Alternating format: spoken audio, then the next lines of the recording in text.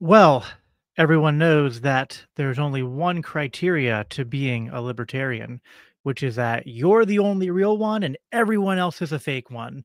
And the tale as old as time, and that's what we're going to be diving into tonight, as well as talking about is there a problem in the liberty movement and libertarians and even just the anti-war movement in general, where we focus too much on America, too much on Israel? Are we ignoring the evils and atrocities committed by other nation states and governments, or even just other people and groups in the world?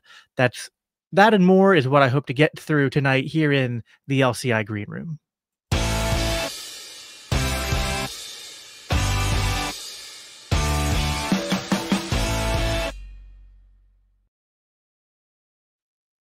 Well, hello, everybody. I am Jacob Winograd. I am the host of the Biblical Anarchy podcast here at the Libertarian Christian Institute, part of our Christians for Liberty network. I'm flying solo tonight. I haven't done one of these in a while. For a while, I tooled around with kind of doing these sort of solo, what I call like the green room debriefings, where it's just me and I'll generally just talk about some things on my mind, some things going on in the movement or in the world, and give you guys some updates as to what's going on here at LCI as well. We definitely have a lot going on. The end of the year tends to be our busiest time of year here at LCI.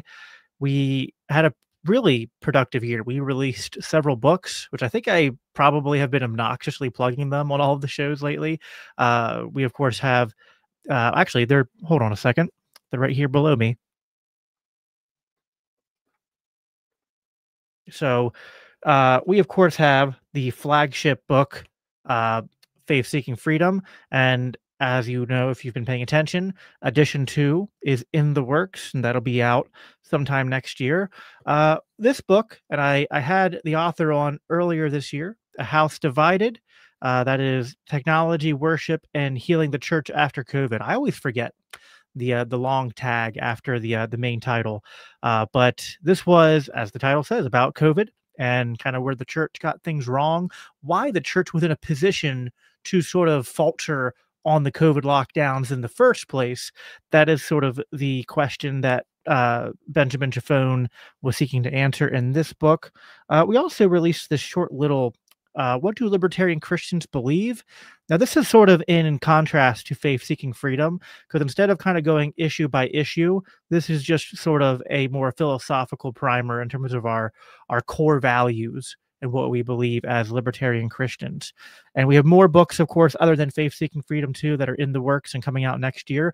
We also, I don't have a copy near me, but Cody Cook, the co-host at the Libertarian Christians podcast, released his book this year, The Anarchist Anabaptist. And it's funny to bring up, that's actually a good segue to kind of what I want to talk about tonight. I want to tell a story which I've told before, but just for the newcomers who maybe haven't heard the story, they'll get to hear it for the first time. And speaking of all, if you are a newcomer, I would appreciate, of course, if you subscribe to this channel wherever you're watching it. I'm streaming currently to my channel, the Biblical Anarchy podcast, as well as the Libertarian Christians channels on YouTube and X. So subscribe, give this a thumbs up, share it if you would, repost it. That way more people can see the stream and tune in. And then, of course, we usually here at the Green Room go live every Monday night. Tomorrow, I'm excited to have a guest who actually I see has already reposted tonight's stream, and that is Free from Are You Smarter Than a Politician? And I've been on the show, on his show semi recently, last few weeks. Are You Smarter Than a Politician? The only libertarian game show that I'm aware of, or if there are more, then I'm just going to by default say that's the best one because I was on it. So, very, very fun, very entertaining show. And the host, Free, he is going to come on the show tomorrow, and we're going to get to know each other a little bit more because I'm just kind of curious as to how he founded the show, how he became a libertarian, and so we're going to just kind of have a green room. Sometimes we have debates or philosophical conversations, and sometimes it's just a casual conversation show, interview show, which I think is fun to do as well. So, but my first show which was the Biblical Anarchy podcast here at LCI. As you can see on my little whiskey rock glass here. You can get these, by the way, if you go to libertarianchristians.com and go to our store, and you can get them branded with my logo or the logos of our other shows or just the general LCI logo. But when I first looked into doing a show with LCI, I'd already kind of homesteaded this biblical anarchy title. But it used to be called the Daniel 3 Biblical Anarchy Podcast, and that's just a mouthful. And too many people didn't understand the reference to Daniel 3 was the biblical text and passage, and that it wasn't about me. Many people thought my name was Daniel. It just led to all sorts of confusion, and you kind of learn things as you do podcasting. And so I kind of realized that it was better to shorten to just Biblical Anarchy. And then when LCI was talking about bringing me on, they were like, "Well, listen, most of us here are ANCAPs, are anarchists, and we certainly don't want to have you dilute your message on that. But should we really title the show Biblical Anarchy? Or isn't the anarchy word going to scare people away and be controversial?" And I'm not afraid to be controversial. And I think what I told them was that I was willing to negotiate, but at the end of the day, I thought that this was important, that there's enough people out there who are, just sort of identifying as libertarians, and people already are, if they're politically inclined, maybe have an idea of that. And I thought we need more people who are sort of, wearing it on their sleeves or on their hoodies, as it were, that, we think the consistent expression of libertarianism is anarchism. And I think the consistent expression of Christian political thought is anarchism. And so, and then ultimately they obviously agreed to keep it as that title. And anyway, as Cody Cook once said, I broke the glass ceiling in LCI for anarchists, and now he was able to write his book, The Anarchist Anabaptist. Now, I always took it as a given, and this was even before I joined the LP, when I was still kind of just even when I was a disgruntled anti-political ANCAP, which I'm getting back to my roots now as a anti-political ANCAP. But when I started out as a libertarian, I didn't go through maybe the traditional route, where I think maybe some people joined the LP, learn more about libertarianism, and kind of do that meme where it's like, what's the difference between a minarchist and an anarchist? And the answer is about 6 months. No, I mean, for me, I went from kind of a centrist, left-leaning person who was kind of open to some libertarian argument and learning more about free market economics, to then like becoming an anarchist just like overnight. Like that was a bad snap. There we go. That's a better snap. Just completely overnight. It was an instant transition. And of course, I wasn't probably like the most consistent or well-grounded anarchist, but I instantly was presented with arguments in my conversion that like led me from thinking we need the government, we need the state, and maybe it's inefficient, to like, we are ruled by a evil class of wealthy and powerful elites who want us to be enslaved to them. And so, yeah, again, it was a turn on the dime. But even, as I learned more about anarcho-capitalism and Austrian economics, I just sort of believed that a libertarian was just anyone who sort of believed in limited government, and that it more specifically referred to people who kind of centered around this philosophical norm known as the non-aggression principle, and that if you were someone who believed in the non-aggression principle, you were a libertarian. The ones who thought that you needed the night watchman state, that you couldn't have anarchy, were minarchists, and those who believe that we can have civil governance without the state and uphold the non-aggression principle are anarchists. But that we're all libertarian. And then you learn more like that there's and I'm not like a expert on the history of the Libertarian Party, but as I then joined the Libertarian Party, I heard about the Dallas Accord, and that the Dallas Accord, and this was part of the founding of the party, was essentially this sort of like understanding and compromise and handshake agreement between the minarchists and the anarchists to basically say, and this is not my metaphor, but one I've heard often used, that we're on the same train and we are just getting off at different stations. That like if you can imagine that we're trying to go to the sort of last stop on the station, you could say like stop 100. That's anarchy. Minarchists get off at stop 99. So it's like, well, if we're kind of going in the same direction towards the same basically end goal minus one spot, then we should coalition together and work together. And so that and that's sort of been beyond just the history of the Accord. That has been sort of the ethos and the sort of way the party has governed itself for a very long time, that there's always been anarchy. Now that's kind of zoomed out. Now, obviously, and this has been very true in my time in the Libertarian Party and movement, there's always been like disagreements between pragmatic libertarians and radical libertarians, and debates between anarchists and minarchists, right? And I think that's kind of well and good and should not stop.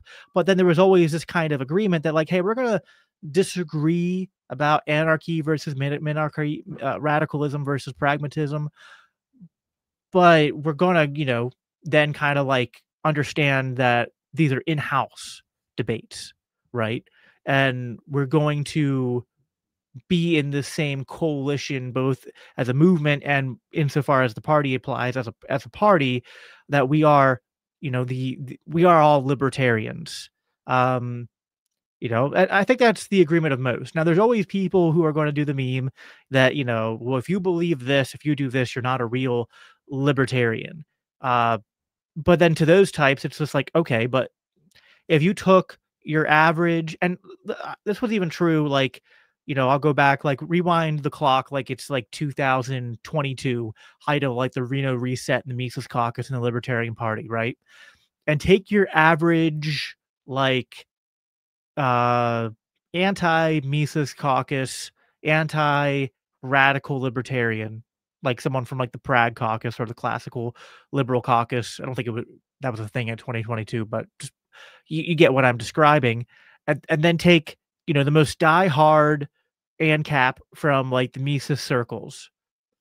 And if you took them and compared how far apart they were from each other, compared to how far both of them were from the rest of the country in terms of their political views and philosophical beliefs, you'd have to zoom in pretty far to see how far away they were compared to, like the scale would just, it would tend towards, if you wanted to scale it to see the normie position and the minarchist and the anarchist and the radical and the prag, you'd have to zoom out far to the point where that gap between those two was very hard to tell. Like, you have to zoom in into this small corner of the world and the small corner of people who care about liberty and free markets, and then you start to see the differences widen, right?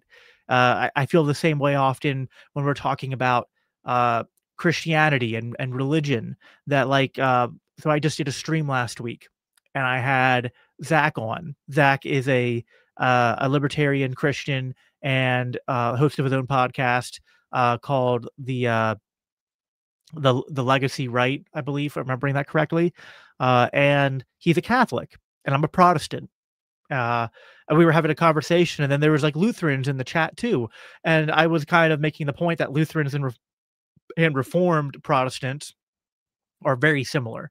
And the Lutheran, who I, I'm not throwing any shade at her, a friend of mine, but she was like saying like, no, we're very different, right? We're different things. And I'm like, well, yeah, I know we're different things, but like, if you just kind of mapped out the beliefs of Lutherans and the beliefs of Presbyterians and listed them out, like, you wouldn't necessarily be able to easily spot the difference. And even like Zwingli and Luther basically agreed on everything except the Lord's Supper, or agreed close enough. So that often is kind of the same thing. And even the big differences in Christianity, right? Like, let's talk about, like, I'm Reformed, which is often considered maybe the polar opposite in many ways to like Eastern Orthodoxy. And yet, because we're Trinitarian, we're Nicene Christians, we affirm the Apostles' Creed, we affirm, you know, the divinity of Christ, we affirm the inspiration of Scripture. Like, there's so many things that we agree on that you have to start bringing in people who are just like not even Christians, like, you know, not to be whatever. I don't believe Mormons are Christians. I don't believe Jehovah's Witness are Christians. You know, so you know, you have to bring in other religions or what I would call sort of like cult spin-offs of Christianity, and to start like, oh yeah, well, there, look at these big differences between, to your average atheist, if you try explaining to them that, like, no, Presbyterians and Eastern Orthodox are like so fundamentally different, they'd be like, I don't know, you guys just kind of seem like you're more or less the same and you disagree on a few things. And so yeah, that's my point regarding, libertarians. And don't get me wrong, the in-house Christian debates matter, right? Like, I think that there are things that Eastern Orthodox get wrong, that Catholics get wrong, that are important and should be discussed. And the same applies within the liberty movement. There are things that classical liberals and minarchists get wrong that I want to talk about and I want to challenge them on. Because I think that, I would love the entire party and the entire movement to be anarcho-capitalists like me. But, there's kind of a point of diminishing returns in terms of your productivity of a movement and bringing more people into your movement if you kind of elevate the gatekeeping beyond a certain point. Like gatekeeping, I'm not saying no gatekeeping, but there's sort of like a level of gatekeeping where you're sort of safeguarding the core essentials, and then anything past that is not only going to have diminishing returns, but it can actually be counterproductive and hurtful to your cause. So this came up because of a post that I saw the Arizona Libertarian Party made. And I generally really like the content of the Arizona Libertarian Party. If every state affiliate in the Libertarian Party here in the United States was the Arizona Libertarian Party, I would be very happy. So I don't want this like criticism or disagreement to be made out to be more than it is, right? Like, this is like me sitting down with my Lutheran brother and sister and having a conversation over some craft beers or something. It's not like a uh so I just want that context to be heard. But I'm going to share my screen here and bring this up on X, because it'll just be easier to, I think it'll be nicer to kind of show you guys rather than just read it entirely. So I'm going to zoom in so we can read this better. So the Arizona Libertarian Party said there has been a long-standing effort to delegitimize libertarians by undermining and co-opting our brand. So let me be very clear. Libertarianism at its core is the consistent and constant belief that under no circumstances is it justified to initiate force, fraud, or coercion upon peaceful people. All else flows from this simple principle. Predictive policing violates, this is less important, but I think they're responding to something here. Predictive policing violates this as it I think they repeated the word there, as it is both forceful and coercive. It is therefore unlibertarian. Anyone who purports to be a libertarian and supports this is not a libertarian, period. Now, I didn't go back and look at exactly what they were responding to here, but just this section here, I agree. So my comment was not kind of like to be defending people who are in favor of predictive policing. I think we've seen this not just in policing, but like in the war in Gaza between Israel and Gaza, that they have been opting for like AI programs to sort of predict where the terrorists are, who they're going to be, and things like that. They gave them like horrible names like Daddy's Home and things like that, where they would then like drop bombs on suspected sites where terrorists were, even if they were like apartment buildings or houses or whatever. And so whether it's war, whether it's law enforcement, obviously I'm not anti-AI, but there's a component of AI being used by law enforcement and militaries that's very troubling that we need to speak out against. And then, of course, as it comes to law enforcement, uh, I think that a libertarian view of law enforcement is that, like in general, not in general. I think the truth is that there has to be aggression for there to be a crime, right? There has to be a victim, and it has to be like demonstrable. It has to be credible. Uh, you can't. So, like, you can, for example, if someone is actively threatening you with violence. So like they have a weapon and they are declaring with their. I'm trying to like say this kind of subtly so as not to violate YouTube terms of service. But if they are making clear intents of their intention to unalive you, then you don't have to necessarily wait for them to strike you or take a shot at you to respond with force to stop them, right? Uh, but that's not even preemptive at that point, or predictive. That is I think threats of aggression that are credible. Now, and the key here being credible, right? Credible meaning that if someone contests that you weren't in the right, that like you could go before a court of your peers and a judge and you know reasonably demonstrate that the threat was credible, right? Like, if someone just insults your mom or, says something casual like, "Do you wanna go?" Or like, "What," like, "Yo, you wanna take a swing at me, tough guy?" Like bar talk, like, it's probably better in those cases to not escalate, right? And so, anyway, I don't wanna get too bogged down there. I think most people know what I'm saying, that, like, there's clear instances of, uh, responding to a credible threat, and then there are sort of like threats or tough talk that people can make that if you got before a court, and a judge, you might be on more dubious ground to actually prove that you were responding to a credible threat. And sometimes the line can be murky, and prevention's better than cure. Don't put yourself in bad situations. There's wisdom that comes with this, but we would generally agree with the normative principle that you can respond with force to aggression and to threats of aggression.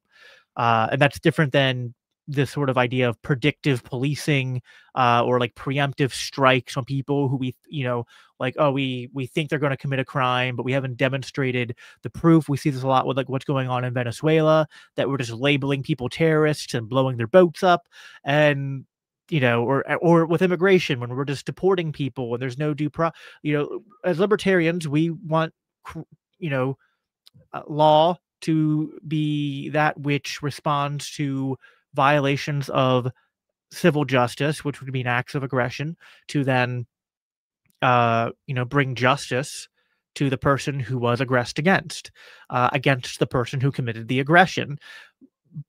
Outside of clear cases of like self-defense, when someone's defending their person, the way this works out in a libertarian legal system is that you have to actually bring a case forward, and there has to be due process.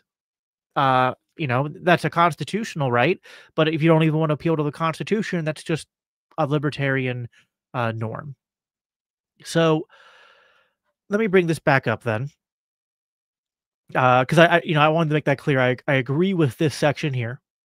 Don't have any problem with that. 100% agree. We need to call out conservatives or liberals who want to, whether it's red flag laws with guns or things going on in war, things going on in the drug war. There are all sorts of examples where people are going to, uh, where this is not only unlibertarian, but it's clearly a very slippery slope to a totalitarian nightmare. So, but this part up here is where, and I've been noticing, this is kind of a debate that's going on more and more in libertarian circles, and this was the part where I wanted to provide pushback, not because I disagree entirely with what's said here, but I just think that the issue is like, uh, like I agree with this part here, and I agree. I mean, I think I pretty much agree with this too. Other than just I kind of know, I guess, some of the subtext of what's going on, and I wanted, I asked a clarifying question to, uh, see if we're on the same page. I'm gonna put my glasses on quick, by the way, and got all my contacts in tonight. And I'm gonna read some of the comments because I see some of you are uh, active in the comments. Like we said, Free already uh, reposted this. Thank you, Free. Nathan's in the chat. Nathan, how you doing? Yo, doing well, brother. Doing well. Oh, by the way, these books. Thanks for asking, Nathan. Go to libertarianchristians.com. It's the best place to find these books. Go to like I think it'd be the resources tab, or the store tab. You should be able to find them. So thank you for asking that. Uh, let's see here. Free said, looking forward to tomorrow. Yep, I'm looking forward to it as well. Nathan said the Dallas Accord was a tactic to keep the Kochs in the party. I don't dispute that was one of the reasons. But like I said, I think that the Dallas Accord is not just, we need to look at how it's been upheld and applied to the party over its entire existence. Nathan said the unifier of Christians is Christ. The unifier of libertarians is the NAP. I would agree with that. I would clarify the unifier of Christians is Christ, but you kind of have to, just like with the non-aggression principle, you have to properly define aggression. With Christianity, you have to properly define Christ, and this is where the Apostles' Creed and the Nicene Creed, insofar as they establish the core tenets of the faith, and that we're Trinitarian, and sort of the nature of Christ and the atonement. These are important parts of. So I agree with you, but there may be an asterisk there with both. With the non-aggression principle, you do need to properly define aggression, and with Christianity, you need to properly define Christ. Bill Hicks 9210 said, "How are you, Nicene Christians?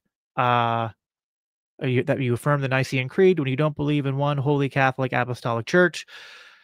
Yeah, I don't want to do the whole Protestant Catholic thing here necessarily, but it's just a matter of if you believe in that there's a Catholic Church, as in like institutionally, or if you mean uh, the invisible body of Christ, the church that is unified, the body of believers, and that this, I believe in what's called a branch theory of the church, which is that it's one church united in Christ, and that it over time it exists. Because I'm a now some Protestants would break this because they're kind of anti uh, ecumenical, but I'm ecumenical, not to say that. Listen, I don't think everyone in any church can be said to be a Christian. They can be part of the outward body of believers, right? The outward physical manifestation of the church, but we don't know who is saved. Only God knows. So the entire body of believers, of those who are actually saved, who are in Christ, at any point in time in the world, that is the church. That church then exists in different branches based on geography, on culture, on theology, etc. The benefits of living in a battleground state is that we have to be radical to differentiate. I live in a battleground state too, so I don't disagree with you there.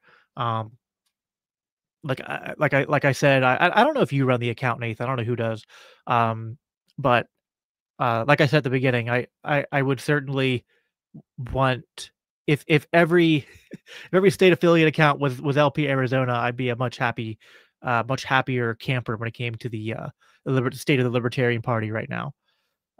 You're at ANCAP 2. Christianity is hierarchical, not anarchical. Well, there's actually no conflict there.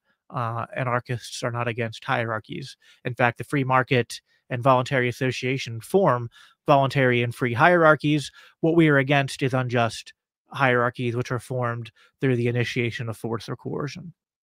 So, all right, I'm going to take those off, and we'll go back here. I just wanted to read the comments. Didn't want to do that. Let's do, yeah, that's fine. All right. So I responded with a simple question: are minarchists libertarians? As I and that's why I kind of started with this whole sketching out of how I define libertarianism, which I agree, by the way, with like the definition that that Nathan gave, which is that what unites libertarians is the nap. I agree with the Arizona Post there that libertarianism at its core is, I would say, like, simplified, it's that those who believe in the non-aggression principle. It's those who believe that it is unlawful, that it is immoral, it's unethical to initiate force, fraud, or coercion upon peaceful people, and that everything else flows from that. Now, how do we ground the nap? There's different ways of doing that. There's self-ownership, there's conflict avoidance, there is, arguments that it's self-evident, there's argumentation ethics, to ground it in self-ownership, there's property rights. There's different ways to kind of, go about this here. Um, oh, sorry, someone said I didn't hit your Jacob, you literally hit every comment but mine. Sorry, Kara. I must have missed your comments earlier. Yeah, they must. I see this comment now. If you commented something earlier, it's not showing up in my feed, so I apologize for that. But you can, if it's something you want me to read, just go ahead and re-commented it. Sometimes StreamYard is a little bit glitchy. So the so that's the reason I asked, though, because I don't know that it's accurate to say that minarchists don't believe in the nap, and so this is where I'm going to be almost sounding contradictory to my belief system, because it, so listen, I agree that we as anarchists, that we as ANCAPs, that we are the most philosophically consistent libertarians. However, I think it is useful to steelman the other side here. We do have, and there's a really good post from Asarchist, which I need to like have on standby to always cite, that kind of goes through the examples of anarchist or approximating anarchist societies that have existed throughout history and that kind of even exist today. Right. And I'm familiar with all the, you could call them anarchist apologetics, if you will, that every nation state lives in a state of anarchy with each other. And in a way, we already live in a polycentric legal order. It's just we want to decentralize that even further. And so I'll make those arguments till the cows come home, as the expression goes. Very familiar with them. I believe in them. The truth of the matter is, though, and I think a little bit of humility would go a long way here for us ANCAPs, which is that not only do we not live in anything close to an ANCAP world, we don't live in anything close to a minarchist world. And so we're going to normies and saying, hey, forget that guy who you think is radical. I'm more radical. I want to go even further than he wants to go, right? But whatever. That's not really an argument. That's not the argument I'm making. The minarchist is saying kind of the same thing the normie is saying, but a little bit differently. The minarchist is saying, hey, I believe in the nap, but we don't know that what you're proposing can actually work. That we could have literally no state, no, not even a night watchman state, and that we can uphold the non-aggression principle through a system of sort of market-derived judges and protective agencies and dispute resolution agencies who are operating through these sort of insurance companies to mitigate risk. And like, yeah, that kind of looks good on paper, but we don't have like a proof of concept of your society other than just all the theory and literature that has been set, written and put out there. And the minarchist would say to the anarchist that we don't think you are as consistent on the non-aggression principle because you don't want to enforce the non-aggression principle to be the law for society. And so the minarchist is saying that the non-aggression principle is 100% the correct principle, and we cannot allow there to be competing uh, practitioners of law enforcement or protective agencies and etc., who would try to honor contracts or settle disputes based on a different understanding of law and ethics that is not consistent with the non-aggression principle. And that the only way to ensure that we don't have this problem is to, in this one case, have a monopoly. Now, the minarchist would say, for the most part, now, this should probably still be very decentralized. It's not practical, nor would it actually be, uh, there'd be no moral way to probably create a monopoly over the entirety of like continental US, right? So, actually, if you ever have, if you've ever sat down and had like a 3 to 4 to 5 hour conversation with a really principled minarchist, you start to realize that the minarchist conception of what their ideal society looks like is not that many degrees of separation different from like a Hoppian covenant community private legal order society. And some of it is different because they're they're not against that little bit of initial like we will impose this monopoly over this territory that says the nap is the law of the land, right? But they'll concede that that can also come about voluntarily and often would. And when you're looking at descriptively what they're looking at a very decentralized society of self-governing communities that uphold the NAP, which is kind of very similar to the goal of the ANCAP, who wants a very decentralized society of different communities and people, who are, following the NAP. And the distinction is just ANCAPs would say, well, we don't feel compelled, nor do we think it's philosophically consistent to create that monopoly. But we think that the market is the best means for producing this result, and that the market will uphold the NAP, and that if there are people who try to uphold contracts or settle disputes deviating from the non-aggression principle because they have a faulty view of aggression or a faulty view of ethics and law, that they will go out of business, that they will be run out of the market. And so, but I don't think that it's, and listen, obviously I'm an ANCAP. I'm convinced that that can work. What we're talking about, that that law can be, that the non-aggression principle can be upheld in society by a market-based private law means and legal order, and that we don't have to institute a monopoly. I also think that the minarchist is a little bit philosophically inconsistent here, but it's because of their devotion to the non-aggression principle that they're inconsistent. They're inconsistent because they're like, well, we can't risk people having a society that doesn't uphold the NAP. So if we have to do this small deviation where you could say it's not perfectly upholding the NAP to insist everyone be governed under this legal institution that we create that basically, has one law, the NAP, or, maybe you expound upon that, do not murder, do not steal, right? But all the laws that are written are based upon the core libertarian principle.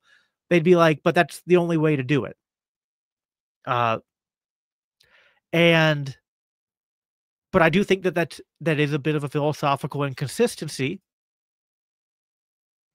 And I think that The problem is once you've instituted that monopoly, you have created the means by which you you know, could put it this way, minarchists will often say they want, like Ayn Rand, that we need a voluntarily funded state. There's only 2 ways that's gonna go, and this was kind of what happened if you understand American history. This was almost what, like, led to the Constitution because, like, in the Articles of Confederation, the federal government couldn't tax, couldn't raise an army. So they actually couldn't enforce their monopoly. People weren't voluntarily funding it, and it the federal government probably should have died, right? Uh, or just been like a, kind of a, just people meeting once in a while to, like, pretend that they had some kind of position, but they didn't have any power to act on it.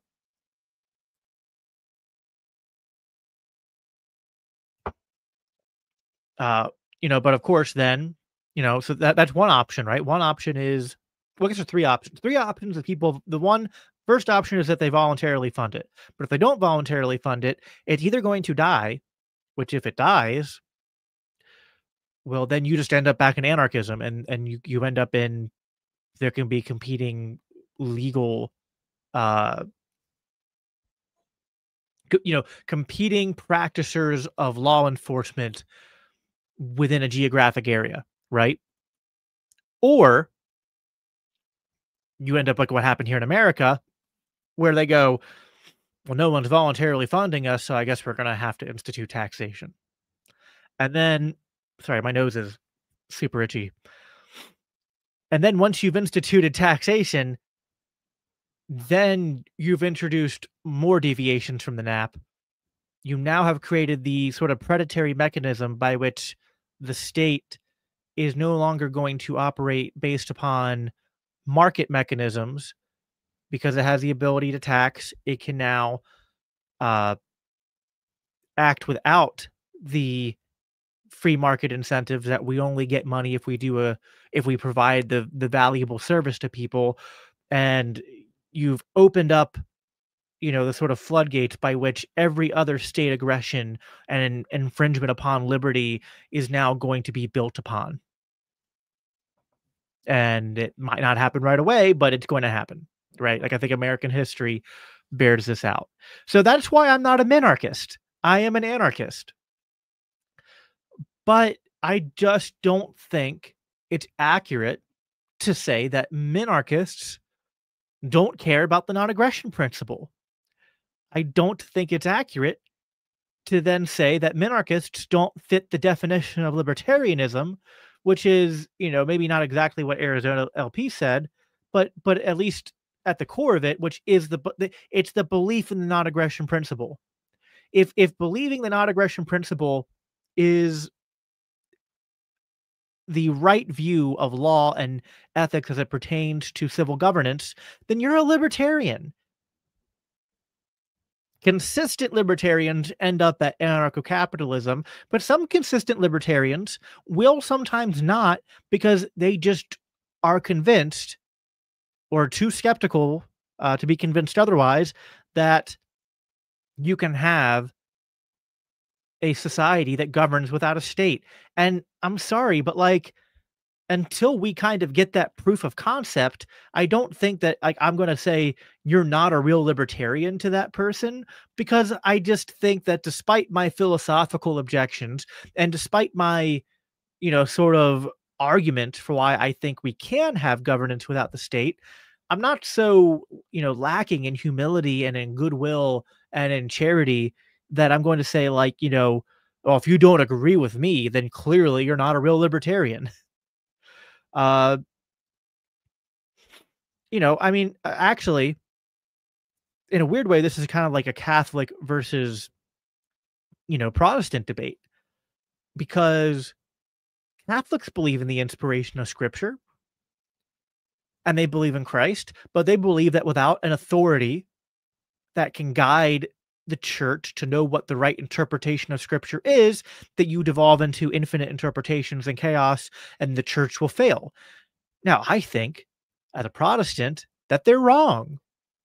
But I also can say that, as a Protestant, I have seen enough bad fruit from Protestantism that their concern, the Catholic concern, is not without any legitimate warrant. So even though I think that it's unbiblical to institute this Catholic authority, to say that we have to, show some kind of reverence and supremacy to the Bishop of Rome, uh, I don't think that that makes them that alone doesn't make them not Christians, at the very least. Um, so I asked that question. Someone responded. Here, I'll go back to the screen there. Um, it said no, as they believe it is justified to initiate force. We need police, so pay or be shot. Well, again, that's half true. That's only half true. And I know Ayn Rand did not use the label libertarian, but she was a libertarian. Like let's get over the history of that. She was a minarchist libertarian, and she believed in voluntarily funded states. Uh, Now and I know all the ANCAPs are saying like if it's not, listen, I know the line, right? If it's voluntarily funded, it's not a state, and if it's a state, it's not voluntarily funded, right? I get it. I get it. I get it. I've heard all the comments that are going to come my way about that. I've made those comments. I have done the minarchist versus anarchist debates many times. I did that like Aslan quote from Chronicles of Narnia. Like, don't quote the deep magic to me, which I was there when it was. I wasn't there when it was written, but I just feel that way. Like, I've been an ANCAP for a while. I know this stuff. Like, I don't need brushed up on anarcho-capitalism apologetics 101. But they believe that. They believe that they can have a voluntarily funded state, and at that point, this response here from uh Rustain, I don't know, Rustam Diodor, I don't know what that's in reference to, would not be right. Now that might end up there, but even then, how are we defining libertarianism? Like to me, that like this wasn't a debate, but if we were having a debate, I would say, well, you're making an argument based on a certain type of minarchist or a consequence of minarchism. But if we're just defining libertarianism as those who believe in the non-aggression principle, uh, now, yeah, they believe it's justified to initiate force? They could counter and say, well, you believe that the non-aggression principle should not be enforced, so you don't believe in it, right? So this can go both ways. The anarchist can say, well, you want to violate the non-aggression principle by instituting this monopoly. And the minarchist will say to the anarchist, you believe in the non-aggression principle in your head, but you don't actually believe in it in practice because you're not willing to enforce it in society. So, and that seems to me like then the only way to resolve that is to prove, because listen, if I did not believe the non-aggression principle, if I became convinced at some point that you could not uphold the non-aggression principle through the market, I would become a minarchist just like that. I'm doing really crappy snaps today. I'm trying to do it like softly, but can't do that. I would become a minarchist overnight if I did not believe that. Because as much as I'm not a consequentialist, but I think that if your idea, your philosophy, your norm of law and ethics is literally impossible, then you might have made a fatal flaw in your premises.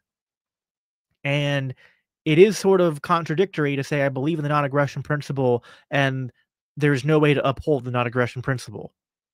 I don't think you can kind of hold those two statements at the same time. That it's, now I know we don't believe that, but I'm just saying if you became convinced that there was no way to uphold the non-aggression principle without this monopoly of law, then you would become a minarchist if you believed in the non-aggression principle. So again, I mean, this is the Biblical Anarchy podcast, but I guess today I'm the Biblical Monarchy podcast host. I'm making, this is like when I do Catholic apologetics on my show. Uh, it's in the sake of being ecumenical. Arizona Libertarian Party then responded to that comment, saying correct. So I responded saying, so should we just rename the party the Anarchist Party and screw the Dallas Accords? And then, so then everyone's like, yeah, screw the Monhop says absolutely screw the Dallas Accords, which then got corrected to Accord. I saw Nathan had already made his comment saying that that was to pacify the Koch brothers. I don't really think that's much of an argument, respectfully. Now here's my good buddy DL. Now, by the way, I'm going to be doing a once a month show with DL for the foreseeable future called like Dad Talk, and I'm going to stream it here on the Green Room as well. And it's going to be like four libertarian dads sitting down and talking about kind of like, uh, yeah, just like how to be dads and parenting and things like that as people who are libertarians. And I'm obviously going to bring a Christian lens to that as well. Uh, DL is not an anarchist, but I like, I want someone to go and have like a, couple hour talk with DL and get to know him and then just come and tell me he's not a libertarian, that he doesn't belong in the party, that he's some kind of subverter of libertarianism. When basically, and I haven't had the anarchist debate with DL, but just from what I've listened to him say about this, I would almost guarantee I would put money on it if I was inclined to gamble that DL basically is a minarchist for the reasons I outlined. That he's just not convinced that we can uphold the NAP in the market. And that's it. That's the only reason he's not an anarchist. It's not that he, you know, like DL was probably more consistent on the non-aggression principle than some ANCAPs are, or at least some self-professed ANCAPs, right? Like I know a lot of you in the other side of this debate here, you know, Arizona LP, the Liquid Zulu camp, uh, you have all been hostile towards Dave Smith going back a couple years now. I'm friends with Dave. I think Dave's a libertarian as well. Dave is not a self-professed minarchist. He's a self-professed ANCAP. Okay. And I love Dave. And, of course, I'll just plug that the Dave's coming back on the show on Thursday of this week. That'll be the 4th, if I have the date right. I'm terrible at keeping track of days. That'll be, the 4th at 8 o'clock Eastern time. It's going to be actually the 9th for Zulu, but that's just the only time we could make it work for all of us. And so they're gonna have that debate, and they're gonna debate over. I mean, the debate they're having is the resolution is that libertarians should enforce zero restrictions, or should advocate for zero restrictions on public property, and bite that bullet, and that it is never okay to violate the non-aggression principle. I think I might be paraphrasing it, but that's essentially the resolution. But the meta question is actually the same question I'm asking in the title of this stream here. What is a libertarian?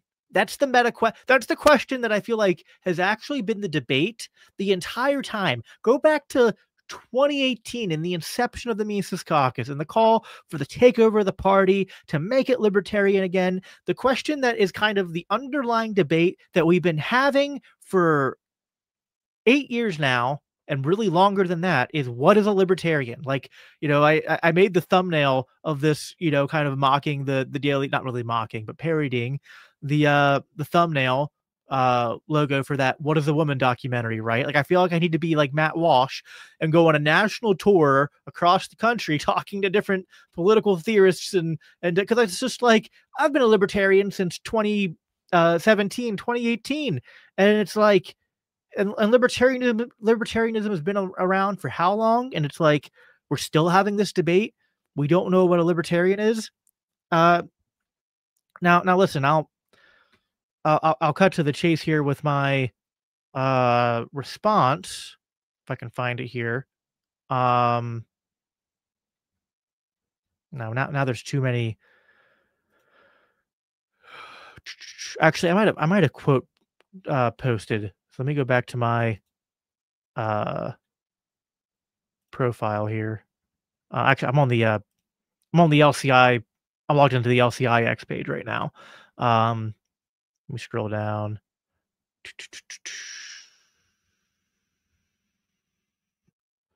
Damn it, I can't find it. I mean, I know what I said. I wanted to actually show it and read it and make sure I wasn't missing any more responses. Here we go. I don't know why they didn't pop up before. So I quote tweeted myself because I was just trying to promote the stream because it was a last minute stream. So I just decided to be like, fine, I'm going to try to pop this up in the feeds of as many people as I can. I said, there's a reason words develop. You know, we have the word anarchist. Anarchist is different than minarchist, and libertarianism is a word that means something too. So this is what I wanted to kind of explain. This is what I've been building to. Uh, I'm not a postmodernist with language, right? But language does evolve. We come up with new words, and words. What makes a new word is that it actually refers to something in reality. Even if that's just a social construct, I think that's still part of just what we're talking about, like reality, right? And it's a people will adopt new words because the new words are useful because it helps distinguish one concept from another concept.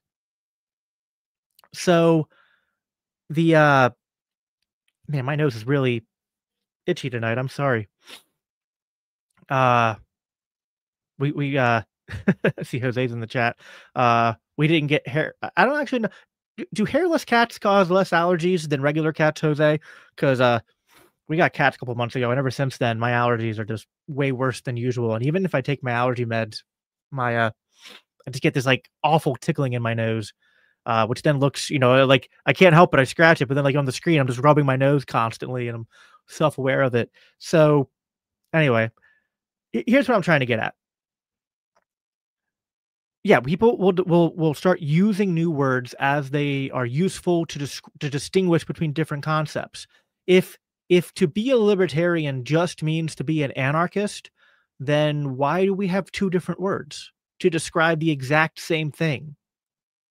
Right? And listen, I don't want to do an entomology debate here. I know the history of where the word libertarian came from, right? I know the history of where the word anarchism comes from, right? I don't want to do that. I'm talking about right now, today, here in America or the West, or just political discourse broadly speaking.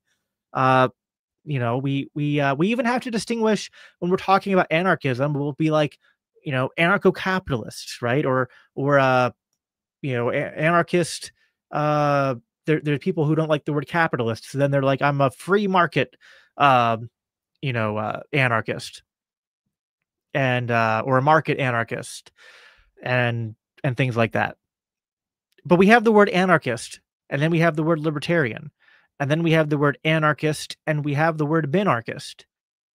So the people who disagree with me on this, I need to hear the argument for why do we need different words then? Why do we have this development of language along these lines? Because to me, the best explanation is because libertarian refers to both. It refers to anarchists and minarchists. And why? Because they do both believe in the non-aggression principle. One thinks you can do it in the market and one thinks you can't do it in the market. But that doesn't mean, and both can accuse the other, as I've just demonstrated already, of not believing in the NAP consistently or not caring about the NAP consistently. But like, I don't know. The political nerd in me, I'm going to go to comments here in a minute, but I'll kind of end this segment on this. The political nerd in me, right? The autist in me, the libertarian autist in me. I love doing minarchist versus anarchist debates. When I first got into podcasting, I did a bunch of them, and I just found it fun. I find getting into the minutia and the weeds of political legal theory and things like that, and speculating on how a stateless society could work. Like I find that immensely interesting, and I could do it all day.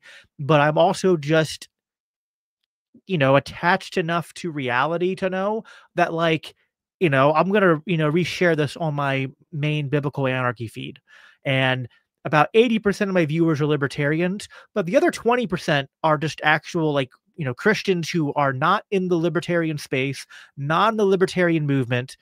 Some of them are like people I go to church with, right? Or are part of my church network. And me trying to explain this in-house debate to them probably sounds absolutely like uh retarded. I don't know. I can't think of a a better word for it than that. They're just like, what, you guys agree the same principle, but you disagree with how you're going to apply it? Like, does that my wife's bringing me water. Uh thank you, honey. She's a good wife. Get yourself, no one's gonna get yourself a good of a wife as I have, but you should at least try. Don't stay single. Get married, have a bunch of kids. Um anyway, uh and now I'm completely derailed what I was gonna say. Oh, but like yeah, the people listening to this who aren't, even if they're libertarians and they're not like in the party or in the movement, are just going to be like, really, we live under like the most totalitarian government in the world right now, and we have all these wars going on, and we're trying to get the Epstein files released, even though we probably know we're not going to get the real Epstein files released. But like, that's concerning. We're ruled by a bunch of like, Satan worshiping pedophiles in this giant sex cult ring that's probably linked to the Israeli government and Mossad, and just all these different things. And like, what we really need to focus right now is the debate between if we should enforce the NAP with a night watchman state, or if it's possible to enforce it through the market. I'm just like, are we just completely tone deaf to kind of like the moment we're living in? And like, I'm not against what Zulu talks about, like speaking to the remnant, and there's a time and a place for that. But if for me to speak to the remnant means also kind of like, the people who are like 1 degree of separation away from me, I have to like say, well, maybe you're a useful ally to me, but you're not a real libertarian. I don't know. I just I know it's not an argument, by the way. Like, I know the theory bros will say, well, just saying that's silly and that's goofy isn't an argument. You're right, it's not an argument. Not everything in life is an argument, man. Like my wife just brought me water. And this is why I often ask the theory bros, are you married? Do you have kids? Because you learn, as you mature in life and relationships and friendships, and especially in marriage and with kids, that making everything an argument is a really good way to end up alone and miserable and by yourself and affecting nothing in the world. There's a time to argue and to kind of like insist on philosophical consistency. And then there's a time for kind of like understanding human psychology and understanding the moment you're in. And like, it's actually not helpful for the libertarian movement to like, go back to 2016 and have like um, like the Austin Peterson versus, I forget all the names. You had Austin Peterson, you had, man, I'm blanking on the names. The guy who was like, uh, you know, because so Gary Johnson was like, we should demonstrate some uh competence before we get driver's licenses. And then what was the name of the guy who was like, driver's licenses, what's next? A license to use my damn toaster? And I'm like, is that what we want the Libertarian Party and movement to kind of like be focused on right now? Is this like weird, like, philosophical consistency in-house debating on like just abstract principles and then debating the sidewalks and driver's licenses? Um, Thank you, Nathan Perry. I just don't think that's the right way forward.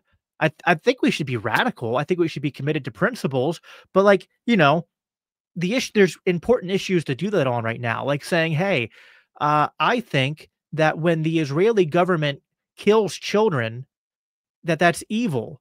Just like when, Hamas kills children, that's evil. And hey, there's no difference between those two things. The only difference you believe in between those two things is that you think that the Israeli government is a legitimate government and you think Hamas is a terrorist group. Guess what? They're both terrorist groups. and then we can, as libertarians, make the principled argument to explain why that's true. That is being radically principled.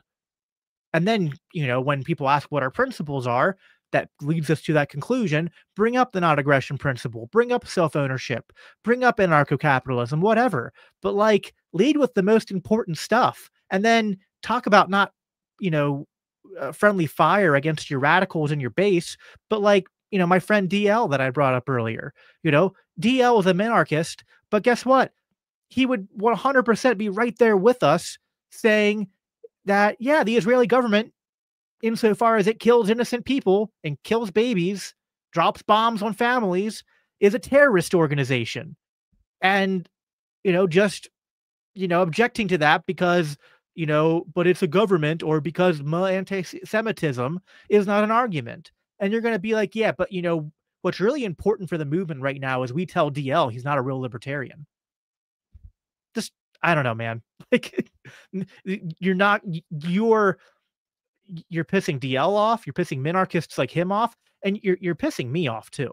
Like, I just think that this is not what we need to be doing as a movement right now. And by the way, this isn't even directed like, I'm not saying that that's what the Arizona Libertarian Party is trying to do here necessarily, but there are people who are making these arguments who are, and I think that is sort of the conclusion of saying, of having this view where you're just like, and again, there's truth to saying that I think anarchists are the most philosophically consistent libertarians, but I don't see that it's accurate or what we gain by dying on the hill to be like, what's really important right now is that state affiliate accounts of the LP be dissing the Dallas Accord and be dissing, minarchists.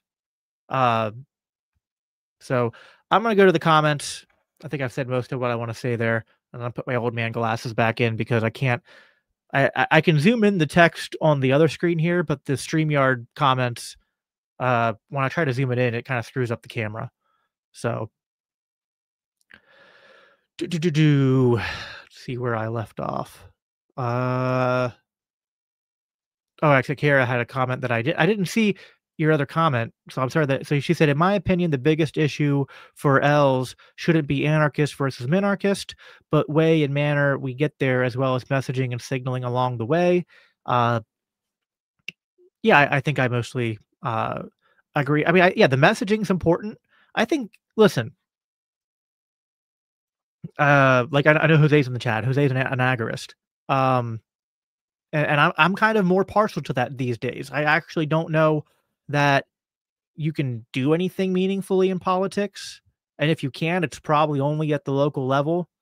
And I think for that to even get its maximum utility, I think you kind of need agorism.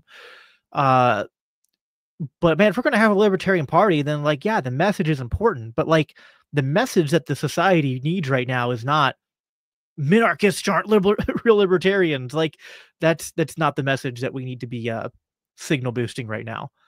Bill Hicks said the problem with the invisible church is that it's begging the question that you are part of this church and anyone can make this claim even if they disagree with others making this claim. Yeah, I don't want to do this stream is not about Catholicism versus Protestantism. I mean, I'm happy to do another stream on that sometime. I mean, I literally just did a stream talking about this stuff last week. So, I mean, you can go listen to that. And if you have disagreements, put them in the comments, and I'm happy to talk about this subject, but like, that's just a complete rabbit hole in the opposite direction of what I'm talking about right now. And Nathan said, you asked if I run the AZLP account. All I can say is that it's run by autistic gingers. Yeah. I mean, I guess that's enough said. I don't want to like completely ignore you, Bill Hicks. It's just like I said, I see you made more comments about that stuff, and you said you're Eastern Orthodox. Yeah, there's a lot about Eastern Orthodoxy I like. I mean, I will say, just I actually have been DMing Jay Dyer, and I'm planning to get Jay Dyer on the show to not debate, because I'm actually I have enough humility to know that if I tried to debate Jay Dyer, he'd probably wreck me because Jay Dyer's just been doing this for way longer than me and has read way more than me. So like, I mean, I try to read a lot, but like the guy's got, 15, 20 years on me and studying all this stuff. So like, but I want to have a conversation with them. I'm open to talking about these things. And I think that's good to do. But it's just not gonna be what I do here right now. Um, the last green elf said, what worries me more isn't whether minarchists are libertarian enough, but whether the people pushing the libertarian message even have a basic understanding of libertarianism. Um, I mean, I guess. How do you define what's the basic understanding of libertarianism? Um, I mean, for me, it's the non-aggression principle, right? Uh, Bill Hicks said, hierarchy is necessarily contrary to anarchy. Hierarchy necessitates rules and power. Anarchy is a logically impossible ideal. Uh, Hierarchy necessitates rules, I guess. Power. I mean, I guess too, but I think it depends on what you mean by power and rules. Like you can have power and rules without, and like that can be constructed through voluntary arrangements. And in fact, like this is really if you understand Austrian economics, you know that the basis of human action is that we as individuals form hierarchies and what we value. And then as we act on those values, the market then forms hierarchies based upon those who, uh, perform well in the market by meeting the wants and needs of other people. And so like hierarchy is inevitable. I'm not anti-hierarchy by any stretch of the mean. uh you can say anarchism is against hierarchy, but I would just say that that's flatly wrong and based on a misunderstanding of anarchy. He said, all right, I can't hang out to listen to your answers, unfortunately, but I hope my comments gave you some food for thought. No, I appreciate that. And I said take care and God bless. I appreciate that. uh Nathan said, "The last green elf, this is the core issue I have with many purported libertarians, that they don't understand I guess he's referring to this one, that they don't have a basic understanding of libertarianism." Um, I think that, I think there's a lot of minarchists who have a very, you know, basic or more than basic understanding of the non-aggression principle and libertarianism. So, thank you, Sarah, for restreaming or for reposting the stream. I appreciate that. Almost 300 watching right now. That's awesome. If any of you who are watching, I'm going to be going for about another hour. If you want to do the thumbs up if you're on YouTube, if you're on X, if you want to repost it, and even if you're not watching on X, if you want to repost this stream on X, get more people to watch it. Greatly appreciate that. I'm out there hustling like my brother Jose, who finally get into your comments. Jose and I gotta get you back on the show sometime, buddy. Him and I kind of started out at the same time, and we're kind of in the same phase where we're trying to, level up and make this closer to a full-time thing. And part of that is, uh, if you want to see this, at least share. If you want to see more of this content, share it, like it, 5-star reviews on, Apple and Spotify help out a lot. But if you want to go to libertarianchristians.com /donate and support what we do at LCI, that also helps out a lot. Jose said Jacob pays me $20 a month to make controlled chaos for his betterment. That's why I stirred the pot with Dave. You're welcome, Jacob. It's funny. Yeah, it was all part of our plan. Like we planned this months ago. But this will be known in the future as Zulu Gate. That we plan to. It's funny. Jacob is the real puppeteer. Well, I am the Jew here, right? So I think it only makes sense that I should be the one pulling the strings. But as a good Jew, I'm making you think that you're the one who's in charge and pulling the strings when really it's me. So, Sarah said, the purity testing will ruin the party, and when it does, it deserves the burn. The LP won't stand solely because they can't and won't agree on the basics. I agree with that. Like, to me, the basic is the non-aggression principle. It's a secondary question to ask, how do we uphold and enforce the non-aggression principle? and there's going to be different answers on that. Heck, there's different answers on the non-aggression principle in terms of its applicability. Do fetuses fall under the jurisdiction of the non-aggression principle?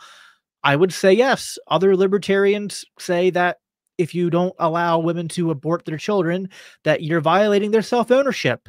So, clearly there's, I think I believe that we should have, kind of like libertarianism 101, and we should encourage people to understand that.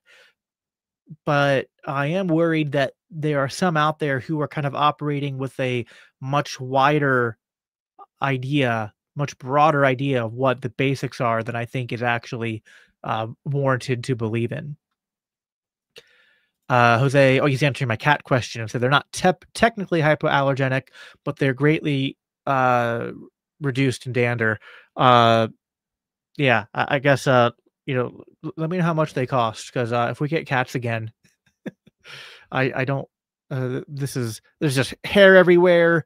All my stuff is like, I have like black coats and jackets and stuff, and they're just constantly covered in hair. It's annoying. Peter, I'm gonna butcher your last name, brother. Markavage.